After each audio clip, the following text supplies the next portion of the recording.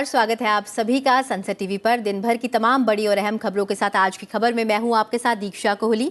अगले आधे घंटे में होंगी देश और दुनिया की तमाम बड़ी खबरें। राज्यों की सुर्खियों और मौसम के हाल पर भी डालेंगे नजर। आइए शुरुआत करते हैं हेडलाइंस के साथ। भारत और जापान के प्रधानमंत्रियों के बीच दिल्ली में शिखर स्तर की वार्ता। दोनों देशों का वैश्विक रणनीतिक साझेदारी को विस्तार देने का संकल्प।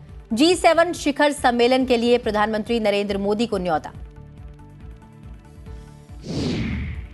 सत्ता और विपक्षी सदस्यों के अवरोध के चलते लोकसभा की कार्यवाही बाधित। लोकसभा अध्यक्ष ने सदन में तख्तियां लाने पर जताई सख्त नाराजगी। दोनों पक्षों से कहा चैम्बर में आकर करें चर्चा तो सदन चलाने का निकालेंगे रास्ता। विभिन्न मुद्दों पर राज्यसभा की कार्यवाही में गतिरोध बरकरार। राहुल गांधी के बयान और अडानी समूह से जुड़े मामले में अपने अपने रुख पर अड़ा सत्ता पक्ष और विपक्ष। लगातार छठे दिन अवरोध की भेंट चढ़ा शून्यकाल और प्रश्नकाल। अमृतपाल सिंह अब तक पुलिस की पकड़ से दूर, तलाश जारी। राज्य पुलिस ने बढ़ाई सुरक्षा। अमृतपाल के चाचा और वाहन चालक ने जालंधर में किया आत्मसमर्पण। इंटरनेट सेवाएं निलंबित। चीन के राष्ट्रपति शी जिनपिंग पहुंचे मास्को। रूस को बताया भरोसेमंद साझेदार। दोनों देशों के बीच कल होगी शिखर वार्ता। रूस यूक्रेन युद्ध पर बातचीत संभव।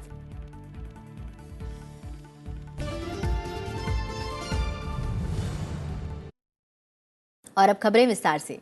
प्रधानमंत्री नरेंद्र मोदी और जापान के प्रधानमंत्री फुमियो किशिदा के बीच दिल्ली के हैदराबाद हाउस में आपसी हित के द्विपक्षीय और क्षेत्रीय मुद्दों पर बातचीत हुई। इस दौरान भारत जापान ने वैश्विक रणनीतिक साझेदारी का विस्तार करने का संकल्प लिया और कहा कि यह शांतिपूर्ण, स्थिर और समृद्ध हिंद प्रशांत के लिए महत्वपूर्ण है। दोनों प्रधानमंत्रियों ने भारत जापान द्विपक्षीय संबंधों में हुई प्रगति की समीक्षा की और रक्षा उपकरण और प्रौद्योगिकी सहयोग, व्यापार, स्वास्थ्य और डिजिटल साझेदारी पर विचारों का आदान प्रदान किया। वार्ता के बाद मीडिया को दिए साझा बयान में प्रधानमंत्री नरेंद्र मोदी ने कहा कि इस साझेदारी को मजबूत बनाना हमारे दोनों देशों के लिए तो महत्वपूर्ण है ही, इससे हिंद प्रशांत क्षेत्र में शांति, समृद्धि और स्थिरता को भी बढ़ावा मिलता है।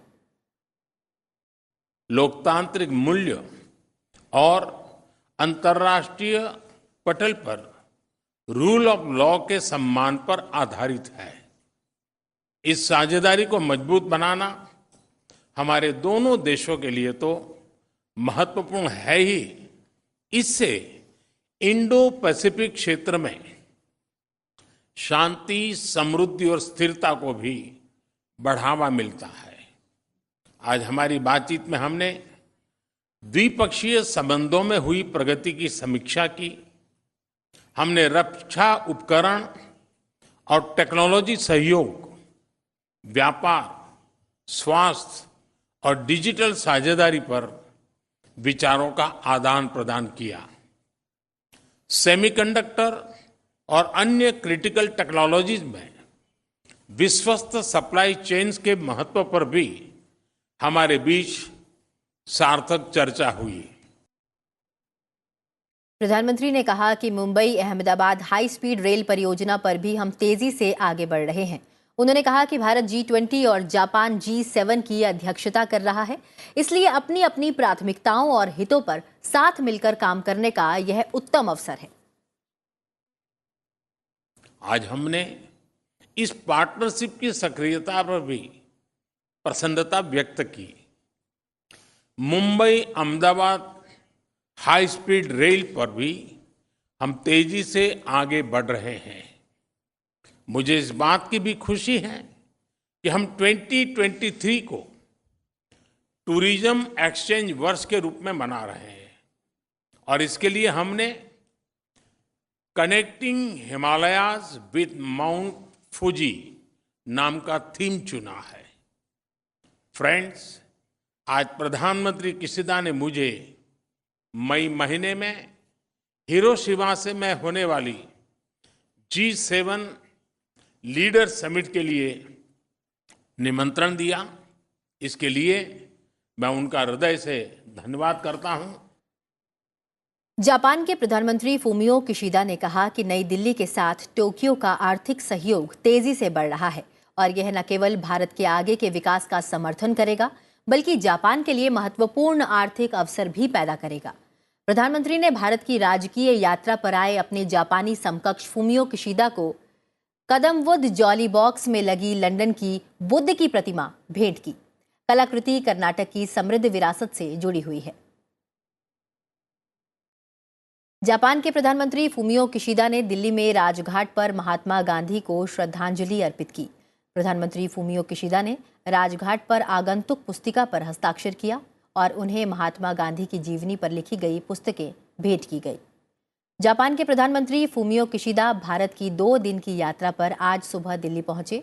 इलेक्ट्रॉनिक्स और आईटी राज्य मंत्री राजीव चंद्रशेखर ने हवाई अड्डे पर उनकी अगवानी की। प्रधानमंत्री के रूप में किशिदा की यह दूसरी भारत यात्रा है। और इस खबर पर अधिक जानकारी के लिए रुख करते हैं अपने वरिष्ठ सहयोगी अखिलेश सुमन का। अखिलेश, अगर मैं दोनों देशों के बीच आज हुई बातचीत पर फोकस करूं तो क्या क्या मुद्दे रहे और क्या क्या प्रमुख समझौते हुए आज भारत और जापान के बीच?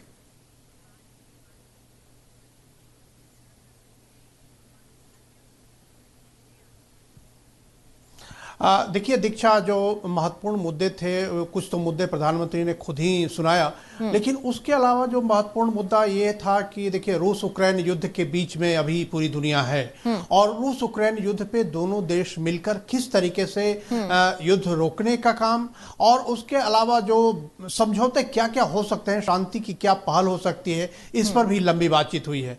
दूसरी जो महत्वपूर्ण बात हुई है कि इंडो पैसिफिक का जो इलाका है, इंडो पैसिफिक इलाके में किस तरह से शक्ति संतुलन स्थापित किया जाए ताकि एक जो भय का माहौल, जो खास करके चाइना की जो हेजेमोनिस्टिक एटीट्यूड है, उससे जो भय का माहौल छोटे छोटे देशों में फैला हुआ है, उसको किस तरीके से रोका जाए, यह 2 महत्वपूर्ण बातें हैं। इसके अलावा जो तीसरी महत्वपूर्ण बात यह है कि भारत और जापान के बीच में सहयोग है। देखिए मुंबई अहमदाबाद कॉरिडोर बनाने का, इसमें कुछ प्रगति हुई है लेकिन बहुत काम अभी भी बाकी है। इस पे काफी विस्तार से चर्चा हुई और उसके आलोक में कहें तो आज एक कह सकते हैं कि एक्सचेंज ऑफ नोट्स भी हुआ और उस एक्सचेंज ऑफ नोट्स में दोनों देशों ने एक दूसरे को बताया कि क्या क्या प्रगति है और करीब 18,000 करोड़ रुपए जापान की तरफ से भारत को और मिलेंगे, जो चौथा इंस्टॉलमेंट इससे माना जा रहा है। एक जो समझौता और हुआ, जो भारत और जापान के बीच में जापानीज लैंग्वेज की जो हायर स्टडीज है, हायर लर्निंग है, उसको बढ़ावा देने के लिए भी एक मेमोरेंडम ऑफ कोऑपरेशन साइन हुआ है। उसके अलावा दोनों देशों के क्लाइमेट चेंज और जलवायु परिवर्तन मंत्रालय के बीच में एक समझौता हुआ है जिसमें कि कह सकते हैं कि क्रेडिट का किस तरह से एक्सचेंज किया जाएगा ताकि जो रिन्यूएबल एनर्जी और जो जीरो एमिशन की तरफ भारत को बढ़ना है, उस क्षेत्र में कितना आगे बढ़ सकते हैं। तो एक तरह से कहें कि ये 3 महत्वपूर्ण है। उसके अलावा जो एक बात हुई, क्षेत्रीय जो मुद्दे हैं, खास करके जो चीन का मामला है, दक्षिण चीन सागर का मामला है, इस मुद्दे पर भी काफी बात हुई कि किस तरह से यहाँ के जो गरीब देश जो है, पिछड़े देश हैं, जो कर्ज में लगातार डूबते जा रहे हैं, उनके कर्ज की रिस्ट्रक्चरिंग कैसी होगी और कैसे उन देशों को भारत और जो जापान है मिलकर मदद कर पाएंगे। और इसमें एक खास बात मैं ये बताऊं कि जापान के प्रधानमंत्री ने बाद में जो शिखर सम्मेलन के बाद उन्होंने एक संबोधन भी किया सुषमा स्वराज भवन में और उस संबोधन में उन्होंने बताया कि भारत और जापान मिलकर ग्लोबल साउथ का नेतृत्व कर सकते हैं। तो आप कह सकते हैं कि आगे आने वाले दिनों में जो G7 और G20 की बैठक होगी, उसमें जापान G7 का अध्यक्ष है, G20 का अध्यक्ष भारत है, तो किस तरह से ग्लोबल साउथ को G7 में शामिल किया जाए और किस तरह से G7 के एजेंडे को G20 में शामिल किया जाए, इस पर महत्वपूर्ण बातें हुई हैं। और जो मई में प्रधानमंत्री नरेंद्र मोदी वहां जाएंगे G7 के शिखर सम्मेलन में, जो जापान ने आमंत्रण दिया है, तो उसमें भी कुछ बातें होगी। और सितंबर में जब G20 का शिखर सम्मेलन हो रहा है भारत में, तो उसमें ये एजेंडा पूरी तरह से समन्वय के रूप में सामने दिखाई पड़ेगा। कुल मिला के ये कहा जा सकता है कि G20 और G7 से पहले दोनों देशों के बीच ये जो आपसी साझेदारी थी, ये काफी महत्वपूर्ण थी। बहरहाल इस तमाम जानकारी के लिए बहुत बहुत शुक्रिया अखिलेश। बढ़ते हैं अगली खबर की ओर। सत्ता पक्ष और विपक्ष के गतिरोध के कारण आज लोकसभा की कार्यवाही एक बार के स्थगन के बाद दिन भर के लिए स्थगित कर दी गई। पिछले सप्ताह भी संसद के बजट सत्र के दूसरे चरण में अवरोध के कारण कार्यवाही बाधित रही। 11 बजे निचले सदन में प्रश्नकाल आरंभ होने के साथ ही सत्ता पक्ष और विपक्ष दोनों तरफ से नारेबाजी शुरू हो गई। शोर शराबे के कारण प्रश्नकाल की कार्यवाही नहीं चल सकी। बीजेपी के सदस्य कांग्रेस नेता राहुल गांधी के लंदन में दिए गए बयान पर माफी की मांग करने लगे। वहीं अडानी मामले में जेपीसी जांच की मांग को लेकर कांग्रेस समेत कुछ विपक्षी दलों ने नारेबाजी की। लोकसभा अध्यक्ष ने सदस्यों से कार्यवाही चलने देने की अपील की।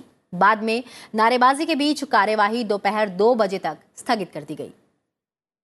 माननीय सदस्य प्रश्नकाल है। प्रश्नकाल के बाद मैं आप सभी सदस्यों को पर्याप्त मौका दूंगा। प्रश्नकाल के अंदर प्रश्नकाल चलने दें, उसके बाद आप नोटिस दें। जो भी माननीय सदस्य नियमों प्रक्रिया के तहत नोटिस देगा, मैं सभी माननीय सदस्यों को बोलने की अनुमति दूंगा।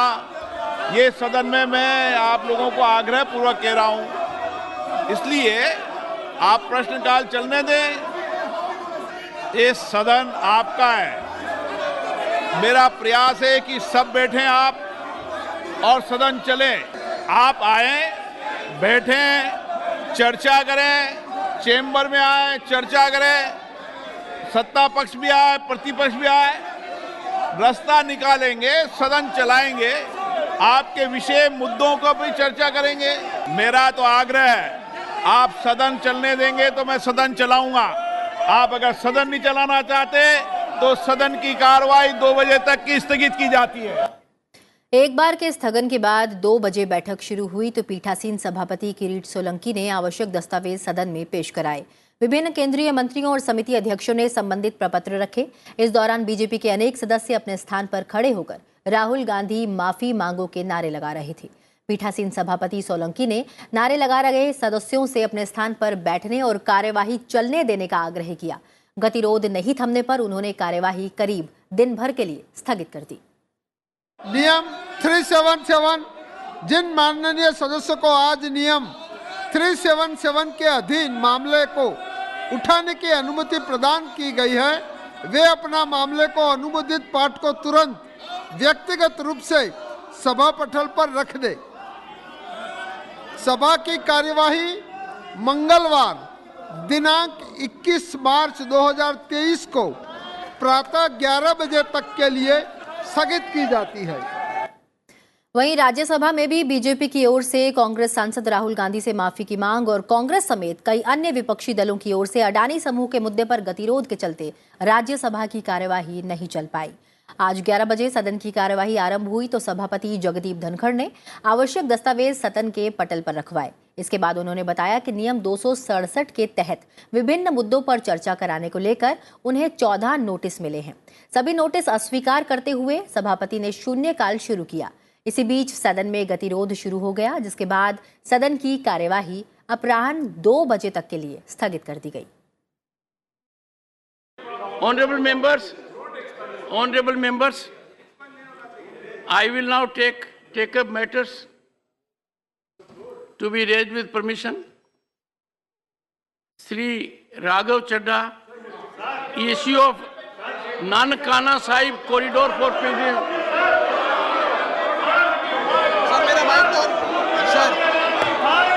सर देश की जांच एजेंसियों का जिस प्रकार से दुरुपयोग हो रहा है और विपक्ष के नेताओं को जेल में डाला जा रहा है, to meet at 2 p.m.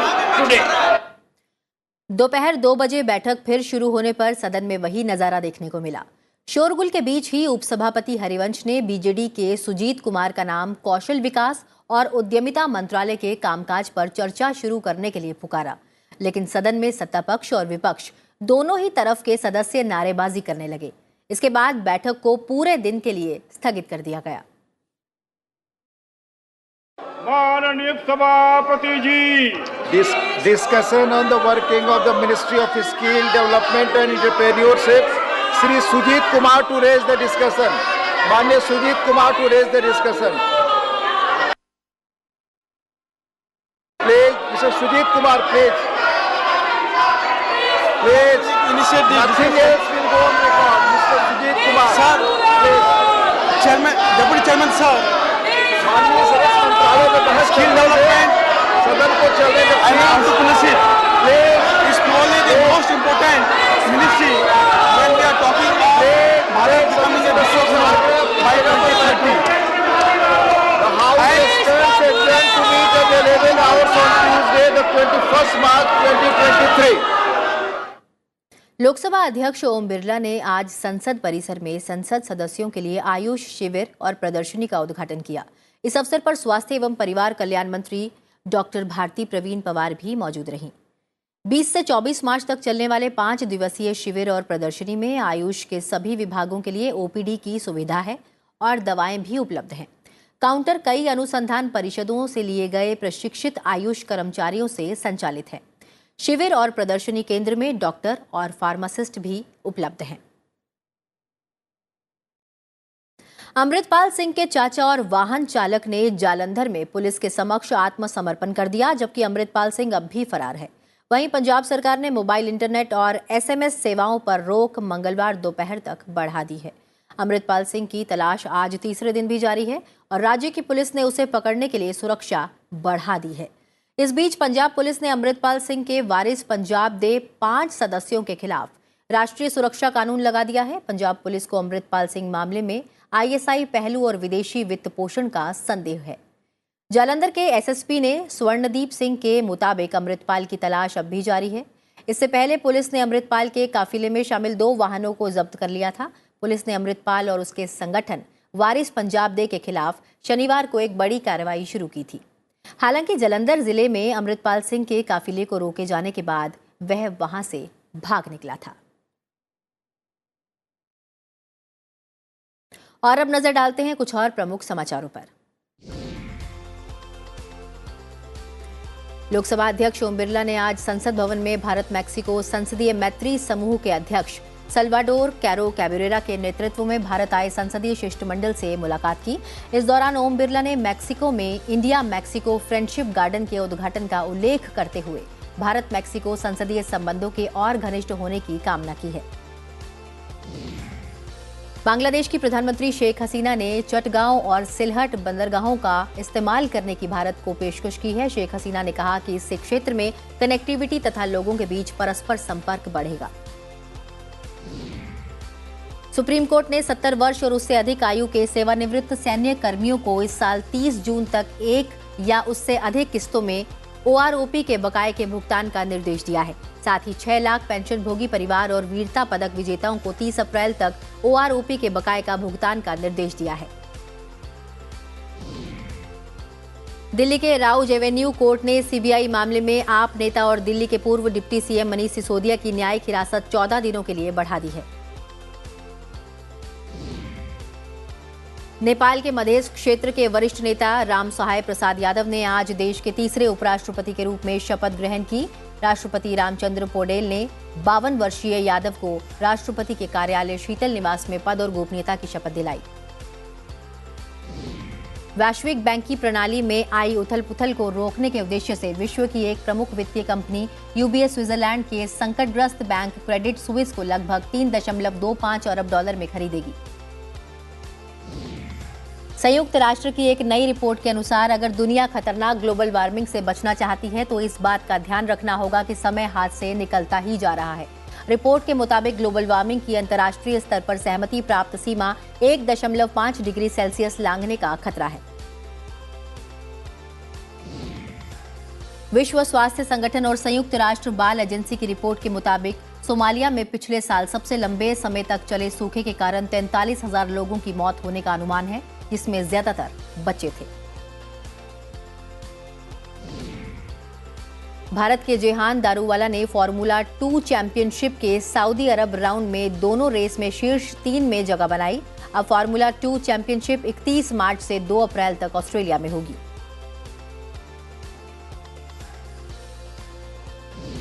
Bharat की साक्षी ने कजाकिस्तान की जजीरा उराब्वायो को 5-0 से हराकर महिला विश्व मुक्केबाजी चैंपियनशिप के क्वार्टर फाइनल में प्रवेश कर लिया है।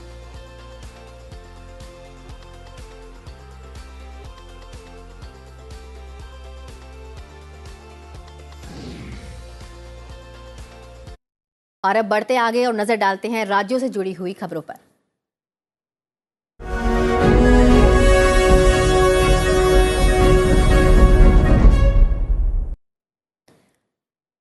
केंद्रीय मंत्री ज्योतिरादित्य सिंधिया ने कहा कि लास्ट माइल्स कनेक्टिविटी बढ़ाने के लिए छोटे विमान योजना की शुरुआत की गई है। उन्होंने कहा कि अब तक 74 हवाई अड्डे बनाए हैं और 26 का निर्माण करना बाकी है ताकि 100 का लक्ष्य पूरा किया जा सके।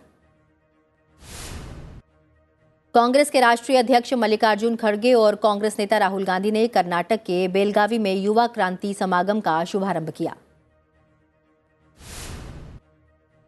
तमिलनाडु के वित्त मंत्री डॉक्टर पी त्यागाराजन ने विधानसभा में राज्य का बजट 2023-24 पेश किया। बजट में सरकार ने सितंबर में महिलाओं के लिए 1,000 रुपये मासिक सहायता योजना शुरू करने की घोषणा की।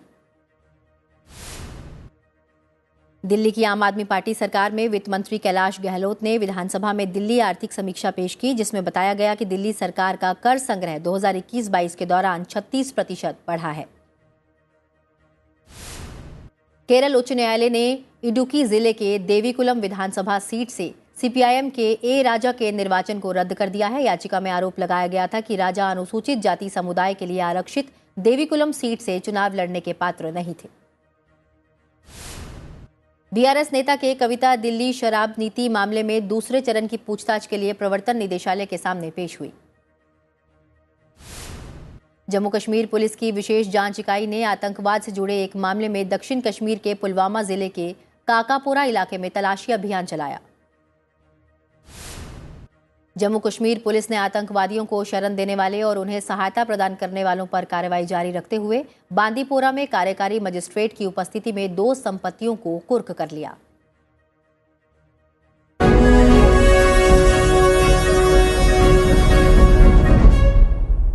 पूर्व उपराष्ट्रपति एम वेंकैया नायडू के दिल्ली स्थित आवास पर तेलुगु नववर्ष यानी उगादी मिलन समारोह का आयोजन किया गया, जिसमें उपराष्ट्रपति जगदीप धनखड़, प्रधानमंत्री नरेंद्र मोदी, लोकसभा अध्यक्ष ओम बिरला और राज्यसभा के उपसभापति हरिवंश समेत कई केंद्रीय मंत्री भी शामिल हुए और सभी को बधाई दी।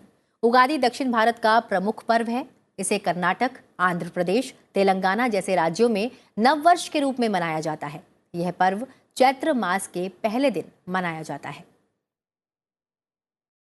उगाड़ी मिलन, तेलुगु नववर्ष के लिए आप सभी को बहुत बहुत शुभकामनाएं।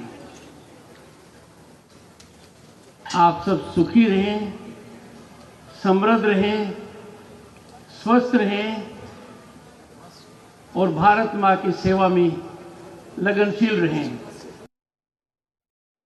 चैत्री मास का प्रथम दिवस नववर्ष के रूप में मनाने की कई राज्यों में परंपराएं हैं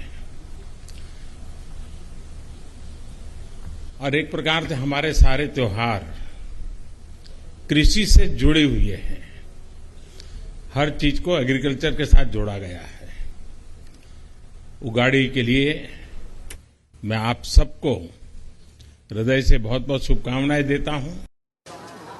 हमारे देश की विभिन्न संस्कृति, संस्कार, रीति रिवाज, अलग अलग धर्म, आस्था, आध्यात्मिक, यही भारत की विशेषता है और यही अलग अलग संस्कृति की विविधता ही हमें जोड़ने का काम करती है। और इस नववर्ष पर सबके जीवन में समृद्धि आए, खुशहाली आए और सब समृद्ध हो, मैं इसके लिए आपको शुभकामनाएं देता हूं। नेपाल के प्रधानमंत्री पुष्प कमल दहल प्रचंड ने संसद में विश्वास मत हासिल कर लिया है। उन्होंने नई सरकार के गठन के बाद सदन में पिछले 3 महीने में दूसरी बार विश्वास मत हासिल किया। प्रधानमंत्री प्रचंड को 275 सदस्यीय प्रतिनिधि सभा में 172 मत मिले, जबकि 89 सांसदों ने उनके खिलाफ मतदान किया।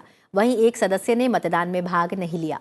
उन्होंने पिछले साल दिसंबर में देश के प्रधानमंत्री पद का कार्यभार संभाला था। 10 जनवरी को 275 सदस्यीय प्रतिनिधि सभा में 267 मतों के साथ उन्होंने बड़े आराम से विश्वास मत हासिल कर लिया था। चीनी राष्ट्रपति शी जिनपिंग 3 दिवसीय दौरे पर आज रूस की राजधानी मॉस्को पहुंचे। पुतिन ने राष्ट्रपति कार्यालय क्रेमलिन में शी जिनपिंग के साथ वार्ता की शुरुआत करते हुए यूक्रेन में गंभीर संकट के समाधान के लिए चीन की योजना का स्वागत किया। चीन के राष्ट्रपति की रूस यात्रा ऐसे समय में हो रही है जब अंतर्राष्ट्रीय अपराध न्यायालय द्वारा युद्ध अपराध के आरोपों में राष्ट्रपति पुतिन की गिरफ्तारी का वारंट जारी किया गया था। रूस ने इस वारंट को निष्प्रभावी करार कर दिया है। मंगलवार को दोनों देशों के अधिकारियों के बीच विभिन्न विषयों पर व्यापक बातचीत होगी। और बुलेटिन में फिलहाल इतना ही। चलते चलते आपको छोड़े जाते हैं पूर्व उपराष्ट्रपति एम वेंकैया नायडू के आवास पर आयोजित उगादी मिलन समारोह की कुछ तस्वीरों के साथ। फिलहाल मुझे दीजिए इजाजत। अपना ख्याल रखिए और देखते रहिए सनसेट टीवी। नमस्कार। शंकर श्री गिरिनाथ प्रभो